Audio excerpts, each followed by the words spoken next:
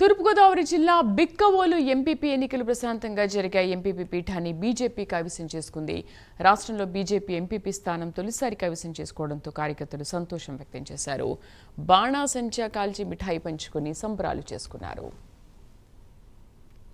ఇవాళ బిక్కవోలు మండల ప్రజా పరిషత్ గత 3.5 సంవత్సరాలుగా ఎంత అహంకారంతో ఇక్కడ పరిపాలన సాగిందో, ఇక్కడ రెండు జంటలు విపరీతమైన అహంకారంతో పరిపాలన సాగించటం, ఎంపీటీసీ సభ్యులు కానీ సర్పంచులు కానీ కనీస గౌరవం లేకుండా అటు శాసనసభ్యులు దంపతులైతే ఇటు ఎంపీపీ దంపతులైతే తీవ్రంగా వారిని అవమానించడం, ఇబ్బందులు పాలు చేయడం, ఆ విధంగా కొనసాగిన పరిస్థితిని చూసాం.